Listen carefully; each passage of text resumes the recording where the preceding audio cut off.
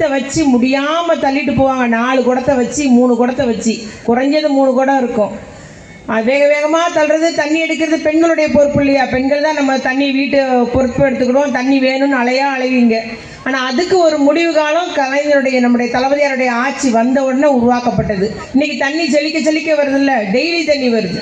நம்முடைய பகுதியில் தண்ணி வருது, எல்லா பகுதியும் தண்ணி வரக்கூடிய ஒரு நிலையை உருவாக்கியது திராவிட மாடல் அரசு, நம்முடைய தளபதியாருடைய அரசு. அதே போல் பார்த்தீங்கன்னா நம்முடைய கடற்கரை மேம்பாடு என்று கடற்கரைக்காக நல்ல முறையில் எப்போதும் எசிகுமத்தனை சொல்லிகிட்டே இருப்பார், நம்ம கற்பனை சொல்லிகிட்டே இருப்பார், சன்னாசேனா கற்பனைலாம். அந்த இதை கொஞ்சம் சரி பண்ண இன்றைக்கி நல்ல முறையில் அது உடஞ்ச நிலையில் இருந்த ரோடெல்லாம் சரி பண்ணி ஹைமாஸ் லைட்டு போட்டிருக்குது, தூர்வாரப்பட்டிருக்குது. நம்முடைய கடற்கரை திரேஸ்வரம் கடற்கரை படகுகள்லாம் ஈஸியாக அந்த கடற்கரை மண்ணில் ஏற்றி ரிப்பேர் பார்க்கக்கூடிய ஓரளவுக்கு உங்களுக்கு வசதி செய்யப்பட்டுள்ளது. எல்லா பணிகளும் நிறைவுபட்டு கடந்த மாதம் அதை திறந்து வச்சிருக்கிறாரு நம்முடைய முதலமைச்சர் அவர்கள். அதே போல் நம்முடைய முதல்ல கொரோனா நிவாரண நிதி 4000 ரூபா கொடுத்தாரு, பேசினாங்க காமராஜன். அதுக்கப்புறம் மகளிர் உரிமை தொகைன்னு சொல்லிட்டு 1000 ரூபா மகளிர் உரிமை தொகை நம்முடைய பெண்களின் நலனுக்காக. அது உதவித்தொகை இல்லை, உரிமை தொகை. ஏன்னா பெண்கள் தான் ஒரு வீட்டினுடைய அச்சாக இருக்கிறாங்க, அச்சாணியாக இருக்கிறாங்க, நங்கூரமாக இருக்கிறார்கள். பெண்களை சுற்றியே உறவு முறைகளும் வாழ்க்கை முறையும் இருக்கிறது. ஆனால் அவங்க காலையில் எழும்பி முத்தம் தொளிக்கிறதுலேருந்து நைட்டு கதவெல்லாம் பூட்டிட்டு திங்ஸ் எல்லாம் ஒதுக்கி வச்சு க்ளீன் பண்ணுற வரைக்கும் பெண்கள் தான் பொறுப்பு. ஆனால் யாரை கேட்டாலும் என்ன சொல்லுவாங்க, நான் எங்கேயும் வேலைக்கு போல சும்மா தான் வீட்டில் இருக்கேன்பாங்க. ஆனால் செய்கிறது காலையில் எழுந்துலேருந்து நைட்டு வரைக்கும் வேலை தான் பெண்களுக்கு உண்டு. ஆகவே நம்முடைய பெண்களுக்கு அவர்களுக்கு செய்கிற அந்த பணிக்கு ஒரு அங்கீகாரம் கொடுக்க தான் நான் மகளிர் உரிமை தொகை கொடுக்குறேன், இது உதவித்தொகை அல்ல என்று நம்முடைய முதலமைச்சர் வழங்கினார்கள். யாரு செய்த தப்போ தெரியல, இங்கே வந்துள்ள அந்த அதிகாரிகள் பண்ண அந்த கீழ்மட்ட லெவலில் பதிவு செய்த அதிகாரிகள் தப்பு நம்முடைய பகுதியில் வாங்காதவங்க இருக்காங்க என்பதை நானும் அறிவோம். எங்கள் அக்கா கனிமொழி அக்காவுக்கு தெரியும், இங்கே உள்ள மார்ஷல் பவானி எல்லாத்துக்கும் தெரியும். ஏன்னா நீங்கள் கரெக்டாக எங்களுக்கெல்லாம் கொடுக்கலையம்மான்னு சொல்லிட்டு என்னை உரிமையோடு கேட்டீர்கள். ஆகவே அதுக்கும் நம்ம மனுவெல்லாம் வாங்கி உள்ளே கொடுத்து வச்சுருக்கோம். நிச்சயமாக விடுபட்ட மகளிர் உரிமை தொகைக்கு விடுபட்ட தகுதியுள்ள பெண்களுக்கும் நிச்சயமாக நம்முடைய முதலமைச்சர் வழங்குவார் என்பதை நான் இங்கு கூறிக்கொள்ள விரும்புகிறேன். அதே போல் பார்த்தீங்கன்னா சாலை வசதி நம்முடைய பகுதியில் இப்போ எவ்வளோ சாலை வசதி புதியதாக போட்டிருக்குன்ற நீங்கள் எண்ணி பார்க்கணும். சாலை வசதி பண்ணி கொடுத்துருக்கு, கூடுதலாக லைட்டு வசதி, கடற்கரையெல்லாம் ஐமாஸ் லைட்டு பண்ணி கொடுத்துருக்கு, கழிவுநீர் கால்வாய் வசதி பண்ணி கொடுத்துருக்கு.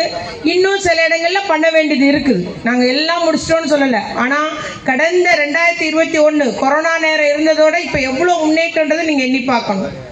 கொரோனா நேரம் ஒரு முதலமைச்சர் இருந்தார், வீட்டுக்குள்ளே இரு வேலை செய்யாத இரு, டீ கடை திறக்காத, கடையை திறக்காத, வேலைக்கு போகாத, வீட்டிலே இருன்னு முடக்கி வச்ச ஒரு முதலமைச்சர்லாம் இருந்தாங்க.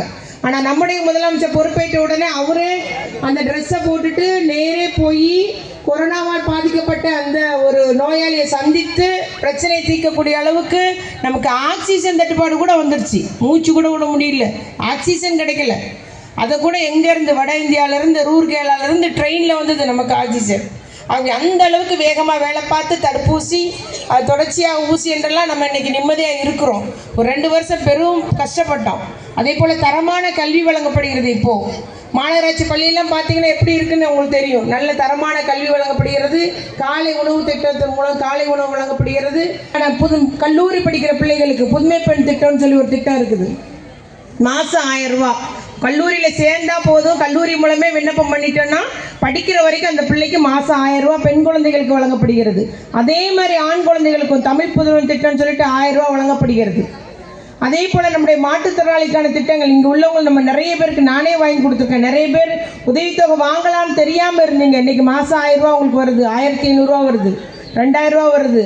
வீட்டில் படுத்த படுக்கையாக இருந்தவங்களுக்குலாம் வீட்டுக்கு அழைச்சிட்டு போய் எடுத்து இப்போ கொடுக்குறோம். அதே போல் இன்னும் நீங்கள் அந்த 35 கிலோ அரிசி மாற்றுத்திறனாளிகளுக்கு கொடுக்கப்படுகிறது.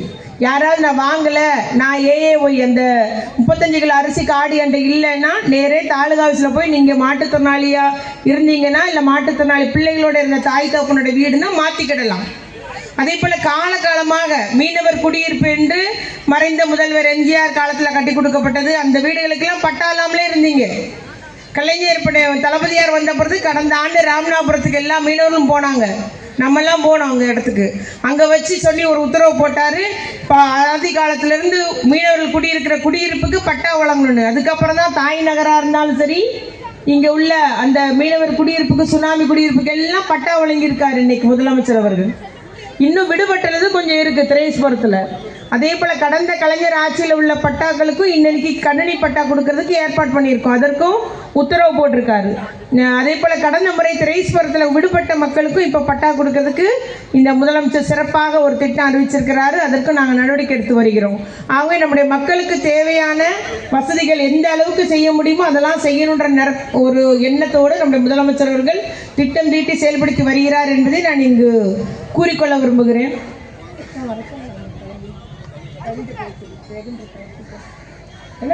செஞ்சிட்டு இருக்கிறான்னு சொல்லுவேன். அதே போல பாத்தீங்கன்னா விவசாயிகளுக்கு இலவச மின்சாரம் 15 வருஷமா கொடுக்கல. இப்போ நம்முடைய முதலமைச்சர் வந்த அப்புறம் 2.5 லட்சம் பேருக்கு இலவச மின்சாரம் எதுக்கு? நெல் உற்பத்திக்கும் அவங்களுடைய அந்த விவசாய பொருள் உற்பத்திக்கு கொடுத்துருக்கிறாரு. 2.5 லட்சம் பேர் கொடுத்துருக்குறாங்க. நான் முதல்வன் ஒரு திட்டம் இருக்குமா, படித்த பிள்ளைங்களுக்கு வேலை வாங்கி கொடுப்பதற்கு மாதம் 7,500 அரசே கொடுக்குது. அவங்களுக்கு கொடுத்து அந்த பிள்ளைகளை படிக்க வைக்குது. படித்த அப்புறம் அவங்களுக்கு வேலை வாங்கி கொடுக்குது. பெரிய பெரிய நிறுவனங்கள் இன்னைக்கு வேலை வாங்கியிருக்கு. அப்படி 2,60,000 பேருக்கு வேலை வாங்கி கொடுத்துருக்கு. நம்முடைய ஊர்லேயே வின்ஃபாஸ்ட்னு ஒரு நிறுவனம் வந்திருக்கு. மின் கார், கார்னு சொல்லுவாங்க. மின் கார், மின்சார கார் உற்பத்தி செய்கிற ஒரு நிறுவனம் ஜூனில் உற்பத்தி தொடங்க போகிறாங்க. ஆகவே மெக்கானிக் படித்த பிள்ளைங்க, அந்த படித்த பிள்ளைங்களுக்குலாம் அதில் வேலை வாய்ப்பு இருக்குது. அந்த நிறுவனம் வியட்நாமில் உள்ள நிறுவனம். அவன் நிறுவனத்துக்காரன் சொல்லியிருக்கான், நம்முடைய முதலமைச்சரிடமும் நம்முடைய MP கனிமொழி அக்காவிடமும் எங்களிடம் சொன்னது என்னன்னா, இங்கே தூத்துக்குடியை சுற்றி உள்ள பிள்ளைங்களுக்கு நான் வேலை கொடுப்பேன். இளைஞர்களுக்கு அவர்கள் பயிற்சி கொடுத்து 1 மாதம் 2 மாதம் பயிற்சி கொடுத்து கூட நாங்கள் எங்கள் கம்பெனியில் எடுத்துக்கிடுவோம்னு சொல்லியிருக்காங்க. ஆகவே இளைஞர்களுக்கு வேலை வாய்ப்பு உருவாக்கக்கூடிய வகையில் அந்த நிறுவனம் வந்திருக்கு. டைட்டில் பார்க் வந்திருக்கு. IT கம்ப்யூட்டர் சயின்ஸ் படித்த பிள்ளைங்களுக்குலாம் அங்கே வேலை கிடைக்கும். ஆக ஒரு நிறுவனம் வரும்போது வெறுமன வேலை வாய்ப்பு மட்டும் இல்லை, சுற்றி உள்ள எல்லா வளர்ச்சியும், லாரி கடை வைக்கிறது, டாக்ஸி ஓடுறது, அவங்க குடியிருக்கிற வீடு, இப்படி எல்லா பகுதியுமே முன்னேறும். எடப்பாடியார் ஆட்சியில் வாரியங்கள்லாம் செயல்படாமல் இருந்தது. நம்முடைய முதலமைச்சர் வந்த உடனே 13 வாரியங்களையும் செயல்பட வைத்தார். இப்போ கூட நம்ம ஜூன் மாதத்தில் வாரிய உறுப்பினராக இருக்கவங்க கல்வி உதவித்தொகைக்கு விண்ணப்பம் கொடுத்தா கல்வி உதவித்தொகை வரும். அதுபோல நம்முடைய பிள்ளைங்களுக்கு திருமண உதவித்தொகை, மருத்துவ செலவு, ஒரு விபத்துன்னா அதுக்கு செலவு, காப்பீடு தொகை என்றெல்லாம் நம்ம விண்ணப்பிக்கும் போது எல்லா அந்த வாரியங்களும் இன்னைக்கு முடுக்கிவிடப்பட்டுள்ளது, சீரமைக்கப்பட்டிருக்குது, நல்ல முறையில் செயல்பட வச்சிருக்கிறாரு நம்முடைய முதலமைச்சர் அவர்கள். அதே போல உப்பள தொழிலாளர்களும் முந்தைய வாரியம் கிடையாது. இப்போ உப்பள தொழிலாளருக்கு வாரியம் அமைச்சிருக்கிறார். முந்தைய நமக்கு நம்முடைய தடைக்கால நிவாரணம் மீனவ மக்களுக்கு மட்டும் வழங்கிட்டு வந்தாங்க. இன்னைக்கு நம்ம ஊர்ல உள்ள உப்பள தொழிலாளர்களுக்கும் மழைக்கால நிவாரணம் வழங்கப்படுகிறது. கடந்த மழை ஒரு பெருமழை வந்துச்சு. பெருமழை வந்த போது எல்லாமே அங்கிருந்து நம்ம கடற்கரை வரைக்கும் எல்லா மக்களும் பாதிக்கப்பட்டாங்க. பாதிக்கப்படும் போது எல்லாம் ஒரு ரேஷன் கார்டுக்கும் 6,000 ரூபா கொடுத்தாரு நம்முடைய முதலமைச்சர் அவர்கள். அந்த 6,000 ரூபா கொடுத்தது இன்ன வரைக்கும் ஒன்றிய அரசு தரவே இல்லை. அதுதான் கேட்குறாங்க, நீங்க தமிழ்நாட்டுக்கு இவ்வளவு ஒரு பேரிட வந்திருக்கு, தாங்கன்னா தரதில்லை. மாற்றுத்திறனாளி பிள்ளைகளுக்காக சிறப்பு ஒரு கல்வி நடக்குது. சிறப்பு ஆசிரியரை வச்சு கண் பார்வையற்றவங்களுக்கு, மன வளர்ச்சி கொண்ட பிள்ளைங்களுக்கெல்லாம் அவங்க எக்ஸசைஸ் கொடுக்கறது, ஆசிரியர்ன்ட்டு எல்லாம் நடந்துட்டு இருக்கு. ஆனால் 1000 கோடி 10,000 கோடி கூட நீ தர வேண்டாம், ஆனால் ஒரு நாளும் மும்மொழி கொள்கைன்னு கையெழுத்து போட மாட்டோம்ட்டாங்க. ஏன்னா ஒரு இனத்தை அழிக்கணும்னா அந்த மொழியை அழிக்கணும் அப்படின்றது ஒரு அறிஞர் சொல்லியிருக்கிறான். அதனால நம்ம இன்னைக்கு குஜராத்தை எடுத்துக்கோங்க. குஜராத்தி யாரும் பேசலை, ஹிந்தி தான் பேசுகிறாங்க. அது அழிஞ்சு போச்சு. குஜராத்தி மொழி அழிஞ்சு போச்சு. பீகாருடைய தாய்மொழி யாரும் பேசலை, ஹிந்தி தான் பேசுகிறாங்க. பீகார் மொழி தாய்மொழி அழிஞ்சு போச்சு. ஆனால் நம்முடைய பகுதியில் நம்ம தமிழும் ஆங்கிலமும் கற்றுக்கணும். தமிழ் நம்முடைய தாய்மொழி, ஆங்கிலம் ஒரு இணைப்பு மொழி. இன்னைக்கு தமிழன் உலகமெங்கும் பரவி இருக்கிறான். கனடாவில் மட்டும் 5 லட்சம் தமிழர்கள் இருக்கிறாங்க. ஆஸ்திரேலியாவில் 5 லட்சம் தமிழர்கள் இருக்கிறாங்க. அவன் உலகமெங்கும் படிக்கிறான், உலகமெங்கும் வேலை பார்த்து நம்முடைய தமிழன் எல்லா இடமும் பரவி இருக்கிறான். அதனால நம்ம ஒன்றும் குறைச்சல, நல்லா தான் இருக்கும். இந்த வருஷம் இன்னைக்கு நிதி ஆயோக்கு ஒன்றிய அரசு ஒரு ரிப்போர்ட் கொடுத்துருக்கு. அதிக அளவில் பெண்கள் வங்கியில் கடன் வாங்கினதுல 42% தமிழ்நாடு தான். இந்தியாவிலே அதிகமாக பெண்கள் உழைக்கிறதும் தமிழ்நாட்டில் தான். பெண்கள் கடன் வாங்கி தொழில் முனைவராக இருக்கிறதும் தமிழ்நாட்டிலான்னு சொல்லிட்டு இன்னைக்கு ரிப்போர்ட் நம்ம சொல்லலை, இந்திய அரசு சொல்லியிருக்கு. இன்னைக்கு இன்னைக்கு நீங்கள் டிவியில் பார்த்தீங்கன்னா தெரிஞ்சிருக்கும். ஆகவே அந்த அளவுக்கு நம்முடைய முதலமைச்சர் அவர்கள் நம்முடைய பொருளாதார வளர்ச்சி ஏற்படணும், தொழில் வளர்ச்சி ஏற்படணும், அதன் மூலம் மக்களுடைய வருமானம் பெருகணும், வாழ்வாதாரம் உயரணும்.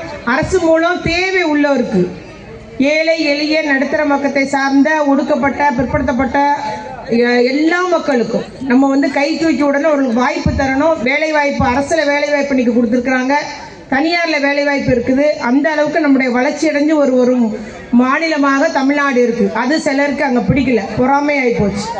என்னடா நம்ம பேரையே தமிழ்நாடுன்னு சொல்லக்கூடாதுன்றாங்க, தமிழகன்னு வச்சானே அப்படின்றாங்க. நம்ம பெருமையோடு தமிழ்நாடுன்னு சொல்கிறோம், என் மொழி தாய்மொழின்றோம், தமிழ்தாய் வாழ்த்து பாடுறோம். வேற எந்த மாநிலத்தும் கிடையாது, நமக்கு தான் உண்டு. கலைஞர் தந்தார் தமிழ்தாய் வாழ்த்து. என்னுடைய தாயை நான் தாய்மொழியை வணங்கிட்டு தான் வாழ்த்திட்டு தான் மற்ற நிகழ்ச்சி அப்படின்றது. அதையும் குறை சொல்கிறாங்க. என்ன தமிழ்தாய் வாழ்த்து இங்கே பார்க்கக்கூடாதுன்றாங்க. நம்ம முதலமைச்சர் துணிஞ்சு நிற்கிறார், நாங்கள் அப்படி தான் இருப்போம், எங்கள் தாய்மொழி எங்களுடைய தமிழ்தாய் வாழ்த்து தான் பாடுவோம், தாய்மொழியை தான் வணங்குவோம், அதை தான் வாழ்த்து பாடுவோம். எங்களுடைய நாடு தமிழ்நாடு, தமிழனுக்குன்னு ஒரு சிறந்த குணம் உண்டு, நாங்கள் உழைப்போம், உழைப்பால் உயர்வோம் என்ற முறையில் நான் திராவிட மாடல் ஆட்சி நடத்தி வருகிறேன். எங்களுக்கு எல்லாருக்கும் எல்லாம் கிடைக்கணும், எங்களுடைய ஜாதி வேறுபாடு கிடையாது, எங்களுடைய மத வேறுபாடு கிடையாது, இஷ்டப்பட்ட மதத்தை யாருனாலும் பின்பற்றலாம், அதுதான் எங்களுடைய கொள்கை. நீங்கள் மதத்தின் மேலா பிரித்தாலும் முடியாது என்று நம்முடைய முதலமைச்சர் துணிஞ்சு நட போடுறார். நாளை கூட எல்லா கட்சியும் கூப்பிட்டுருக்காரு. இந்த நம்மளுடைய தொகுதியை குறைக்கிறதுக்கு மத்திய அரசு முடிவு எடுத்திருக்காங்க அப்படின்றதுக்கு. இவ்வாறு நம்முடைய முதலமைச்சர் ஒரு நாள் ஓய்வே கிடையாது. தளபதியார் தினமும் உழைக்கிறார், காலையிலேருந்து இரவு வரைக்கும் உழைச்சிட்டே இருக்கிறார். வேற எந்த வேலையும் பார்க்கறதில்ல. செக்ரட்டேரியேட்டு நிகழ்ச்சி, அரசு நிகழ்ச்சி, ஆய்வு என்ற முறையிலே தமிழக அமைப்பில் உள்ள எல்லா திட்டங்களும் இன்னைக்கு முடுக்கி விடப்பட்டுள்ளது. மக்கள் அவருடைய ஒரு செல்லுக்கு ஒரு பெட்டிஷன் போட்டால் அதுக்கு நடவடிக்கை எடுக்கப்படுது. அதுக்கு ஒரு துறை இருக்கு, முதல்வரி முகவரின்ட்டு. நம்முடைய பிரச்சனை இங்கிருந்து சிஎம் செல்லுக்கு அனுப்புனா அதுக்கு நடவடிக்கை எடுக்கப்படுகிறது. அந்த அளவுக்கு நம்ம முதலமைச்சர் அவர்கள் நல்லாட்சி புரிந்து வருகிறார் என்பதை நான் இங்கு உறுதியோடு கூறிக்கொள்ள விரும்புகிறேன். ஆகவே அந்த பகுதியில் நம்முடைய தொகுதியினுடைய கடைசியாக இருக்கக்கூடிய கடலை ஒட்டி இருக்கக்கூடிய இந்த பகுதியுமே முன்னேறி உள்ளது. நம்முடைய பகுதி வளர்ச்சி பெற்றுள்ளது, தொழில் வளர்ச்சி ஏற்பட்டுள்ளது, நம்முடைய வாழ்வாதாரம் உயர்ந்து வருகிறது என்பதை மட்டுமல்லாமல் உங்களுக்கு தேவையான அடிப்படை வசதிகளையும் இந்த அரசு செய்து கொண்டே வருகிறது. நம்முடைய தளபதியாரின் அரசு, அது மாநகராட்சி மூலமாக இருந்தாலும் சரி, இல்லை எம்எல்ஏ ஃபண்டு மூலமாக இருந்தாலும் சரி, எம்பி அக்கா ஃபண்டு மூலமாக இருந்தாலும் சரி, இல்லை பிற துறைகள் மூலமாக இருந்தாலும் சரி, திட்டங்கள் வந்து கொண்டே இருக்கிறது. நிதி ஒதுக்கீடு செய்யப்பட்டு நம்முடைய தூத்துக்குடி மாநகராட்சி எடுத்தீங்கன்னா அதிக அளவில் நிதி ஒதுக்கீடு செய்யப்பட்டுள்ளது. நிதி ஒதுக்கீடு செய்யப்பட்டுள்ளது என்பதை நான் இங்கு கூறிக்கொள்ள விரும்புகிறேன். ஆகவே தொடர்ச்சியாக இந்த அளவுக்கு நம்முடைய மக்களுடைய நலனுக்காக, தமிழ்நாட்டு மக்களின் நலனுக்காக, தமிழ் மொழியினுடைய வளர்ச்சிக்காக நல்லாட்சி புரிந்தவர் நம்முடைய முதலமைச்சருடைய கரத்தை நீங்கள் பலப்படுத்திட வேண்டும் என்று நான் அன்போடு கேட்டுக்கொள்ள விரும்புகிறேன். அதுபோல் நமக்கு சுடுகாட்டை ஒட்டி உள்ளவங்களுக்குலாம் லைட் இல்லாமல் இருட்டில் இருந்தாங்க, இன்னைக்கு இப்போ லைட்டை போட்டு உட்காந்துருக்காங்க, அவங்க வெளிச்சத்தில் இருக்காங்க. ஆகவே அந்த ஒரு நிலையை உருவாக்கிட முடியும். நம்முடைய 8வது வார்டில் கடந்த முறை மழைக்கு முன்பே எல்லா கால்வாயும் தூர்வாரணும், ஒரே ஒரு பகுதி மட்டும் பண்ணலை. காரணம் இல்லை, கொஞ்சம் அடைச்சி ஆக்கிரமிப்பு வச்சுருந்தாங்க. எங்கள் வீட்டுக்கு கூட லேடிஸ் வந்தாங்கம்மா, நீங்கள் அதை மட்டும் பண்ணலைன்னு பண்ணித்தாரேன்னு சொல்லியிருக்கேன். அதனால் எங்கே பிரச்சனைனாலும் தெரியப்படுத்துங்கள், உங்களுடைய பிரச்சனையை தீர்ப்பதற்கு நாங்கள் தயாராக உள்ளோம் என்பதையும் உங்களுக்கு கூறிக்கொள்ள விரும்புகிறேன். அதுபோல் மாற்றுத்திறனாளி, நேரடியாக மாற்றுத்திறனாளியாக இருந்தாலும் சரி, இல்லை மாற்றுத்திறனாளி பிள்ளைகளோட உடையவர்களாலும் சரி, உங்களுக்கு அரசு இலவச வீட்டுமனை பட்டா வழங்கி வருகிறது. நம்ம ஊருக்குள்ள இடமே கிடையாது, தூத்துக்குடிக்குள்ள இடமே கிடையாது, ஆனால் அருகில் உள்ள கிராமத்தில் கொடுக்குறாங்க. அதனால மாற்றுத்திறனாளியாக இருந்தாலும் சரி, இல்லை என் பிள்ளை மாற்றுத்திறனாளியாக இருக்கிறாங்க, அதாவது மூளை வளர்ச்சி கம்மியாக இருக்கிற பிள்ளைய வச்சுருக்கிறவங்க, பார்வை குறையாக இருக்கிற பிள்ளைய வச்சுருக்கவங்கள இருந்தீங்கன்னா கலெக்டர்கிட்ட திங்கக்கிழமை எனக்கு இடம் இல்லாதவர்கள், வீடும் இல்லாதவர்கள் நீங்கள் ஒரு மனு கொடுத்தீங்கன்னா உங்களுக்கு இடம் தர்றாங்க. மாற்றுத்திறனாளிகளுக்காக இடம் தர்றாங்க, ஆனால் கிராமத்தில் தருவாங்க. அதனால் அப்படி இருக்கிறவங்க ஏதாவது மனு கொடுத்தீங்கன்னா உங்களுக்கு ஏற்பாடு செய்து தருகிறோம் என்பதை கூறிக்கொள்ள விரும்புகிறேன். இடத்த வாங்கின பின்பு கிராமத்தில் கலைஞர் கனவு இல்லம் கட்டி தர்றாங்க. அது மூலம் அந்த மாற்றுத்திறனாளி பிள்ளைங்களுக்கு நம்ம 3.5 லட்சம் மதிப்பீட்டில் வீடு கிராம பகுதிக்கு கட்டித்தரப்படுகிறது. இவ்வாறு நம்முடைய முதலமைச்சர் அவர்கள் பார்த்து நமக்கு ஒவ்வொரு திட்டமாக செய்து கொண்டு வருகிறார்கள். இன்னைக்கு அரிசி கொடுக்குறாங்க ரேஷன் கடையில், எவ்வளோ தரமான அரிசி கொடுக்குறாங்க. யோசிச்சு பார்த்தீங்கன்னா தரமான அரிசி வழங்கப்படுகிறது. முந்தையெல்லாம் நம்ம அப்படி அரிசி வழங்கப்படலை. ஆனால் நம்முடைய முதலமைச்சர் வந்ததிலிருந்து இப்போ 3 ஆண்டுகளாக தரமான அரிசி வழங்கப்படுகிறது, பொருள் எல்லாம் வழங்கப்படுகிறது. ஆகவே எங்கு என்ன குறைனாலும் நீங்கள் ஒரு மனு எழுதி போடுறதுக்கோ இல்லை மனு மூலம் சொல்லுவதற்கோ தயங்காதீர்கள். நிச்சயமாக உங்களுடைய ஒவ்வொரு குறையுமே தீர்ப்பதற்கு நாங்கள் தயாராக உள்ளோம் என்பதை நான் இங்கு உறுதியோடு கூறிக்கொள்ள விரும்புகிறேன். ஆகவே தொடர்ச்சியாக உங்கள் மக்களோடு மக்களாக இருந்து செயல்பட வேண்டும் என்பதுதான் எங்களுடைய தலைவர் தளபதியார் இட்ட கட்டளை. அதுதான் மக்களோடு மக்களாக இருந்தனும், மக்கள் பிரச்சனைகளை நம்ம ஒருவலாக இருந்து தீர்க்கப்பட வேண்டும் என்பதுதான் அவர் இட்ட கட்டளை. அதுபோல அவர் ஆட்சி பொறுப்பேற்க வரும்போது எந்த அளவுக்கு அந்த துப்பாக்கி சூடு பிரச்சனை இருந்தது, நம்முடைய பகுதியெல்லாம் எவ்வளவு பிரச்சனை இருந்தது என்பதை நீங்கள் அறிவீர்கள். எல்லா பிரச்சனையும் தீர்த்து வச்சாரு. அதன் மூலம் வேலைக்கடை அந்த துப்பாக்கி சூட்டில் அந்த குடும்பங்களுக்கெல்லாம் வேலை கொடுத்திருந்தாரு. அதெல்லாம் இன்னைக்கு அரசு வேலையாக, நிரந்தர வேலையாக நம்முடைய முதலமைச்சர் அவர்கள் தந்திருக்கிறாங்க. அதுபோல என்னைக்குமே அந்த மாதிரி நம்முடைய சுற்றுச்சூழலை பாதுகாக்கக்கூடிய எந்த நிறுவனம் வராதுன்ற உறுதி கொடுத்தபடி இன்னைக்கும் நம்முடைய முதலமைச்சர் அதில் உறுதியாக இருந்து நம்மை காத்து வருகிறார் என்பதை நான் உங்களுக்கு கூறிக்கொள்ள விரும்புகிறேன். அதே போல பார்த்தீங்கன்னா நம்முடைய பூங்காக்கள், நம்முடைய பகுதியில் நிறைய பூங்காக்கள் அமைச்சு கொடுத்துருக்கு. பெண்களுக்கும் தனியாக வச்சிருக்கிறாங்க, முதியோருக்கும் தனியாக வச்சிருக்கிறாங்க. மரங்கள் நம்முடைய பகுதியில எல்லாம் மரங்கள் நடப்பட்டு வருகிறது சுற்றுச்சூழலை பாதுகாப்பதற்காக. இவ்வாறு நம்ம படிப்படியாக ஒவ்வொரு திட்டமாக சொல்லிக்கிட்டே போனால். அண்ணன் சொல்லியிருந்தாரு காப்பீடு அட்டை. நிறைய பேர் காப்பீடு அட்டை இன்னும் பெறாமல் இருக்கீங்கன்னு நினைக்கிறேன். ஒன்றிய அரசு காப்பீடு அட்டையும் சரி, தமிழ்நாடு அரசு காப்பீடு அட்டையும் கொடுப்பதற்கு ஏற்பாடு செஞ்சிருக்கிறோம். விரைவிலே சட்டமன்ற உறுப்பினர் அலுவலகத்தில் வச்சு ஒரு முகாம் ஒன்று நடக்கப்பட உள்ளது. ஆகவே அந்த காப்பீடு அட்டையும் பெறுவதற்கு நம்முடைய மக்களை நாங்கள் அது உங்களுக்கு செஞ்சு தருகிறோம். ஏன்னா எப்படினாலும் இப்போ அதிக அளவுக்கு மருத்துவ செலவுன்றது எளிதாக ஏழை எளிய மக்களுக்கும் அந்த செலவு கிடைக்கணும்னு நம்முடைய முதலமைச்சர்கள் ஏற்பாடு செஞ்சுருக்கிறாங்க. ஆகவே காப்பீடு அட்டையும் உங்களுக்கு பெற்றுத் தருகிறோம் என்பதை நான் இங்கு கூறிக்கொள்ள விரும்புகிறேன். இவ்வாறு நல்ல பல 4 ஆண்டுகளாக கிட்டத்தட்ட 80% மேலே வாக்குறுதியெல்லாம் நிறைவேற்றியிருக்கிறார் நம்முடைய முதலமைச்சர் அவர்கள். முந்தையெல்லாம் ஒரு கோரிக்கை வச்சாங்க, நம்ம தமிழகத்தில் உள்ள அரசு வேலையை வெளி மாநிலத்துக்காரங்களாம் வாங்கிட்டு இருந்தாங்க. இன்னைக்கு அதுக்கும் முற்றுப்புள்ளி வச்சாச்சு. தமிழ் படித்தாதான் தமிழ்நாட்டில் உள்ள அரசு வேலை கிடைக்கும். ஆகவே தமிழ்நாட்டில் உள்ள அரசு வேலையெல்லாம் தமிழக இளைஞர்களுக்கு என்று நம்முடைய முதலமைச்சர் சட்ட திருத்தம் பண்ணியிருக்கார். அதை கோர்ட்டு வரைக்கும் போய் சேலஞ்ச் பண்ணாங்க, எங்கேயும் நிற்கலை. இன்னைக்கும் தமிழ்நாட்டில் உள்ள அரசு வேலையெல்லாம் தமிழக இளைஞர்கள் தான் நம்முடைய முதலமைச்சர் அவர்கள் வழங்கி வருகிறார்கள். இவ்வாறு அடுக்கிக் கொண்டே போகலாம், பேசிக்கொண்டே போகலாம். அப்படி ஒரு சிறந்த நல்ல ஒரு ஆட்சி புரிந்தவர் நம்முடைய தளபதியார் அவர்களுக்கு தான் நாம் இன்று 72வது பிறந்த நாளை கொண்டாடுகிறோம். அவர் இளமை பருவத்திலிருந்து தன்னுடைய வாழ்க்கையே பொது வாழ்க்கைக்காக ஒப்படைத்துக் கொண்டவர். ஓராண்டு மிஸ் ஆகுன்னு சொல்லிட்டு ஜெயிலில் இருந்து அவ்வளோ அடக்குமுறைக்கு உள்ளாக்கப்பட்டவர்கள். அந்த ஜெயிலே அவரை கொண்டுவிட கூட ஆள் ரெடி பண்ணாங்க. ஆனால் அது நொடியில் மயிரலில் தப்பினார் நம்முடைய தலைவர் அவர்கள். இவ்வாறு படிப்படியாக மேயராக இருந்து பின்பு சட்டமன்ற உறுப்பினராகி பின்பு துணை முதலமைச்சராகி தொழில்துறை மந்திரியாகி இன்றைக்கு முதலமைச்சராக நம்முடைய தளபதியார் அவர்கள் இருக்கிறாங்க. எல்லாரும் வாய்க்கு வந்ததை பேசுகிறாங்க. பேசுகிறவும் பேசிட்டு போட்டோம். நமக்கு வர்ற கோபத்துக்கு அப்படிதான்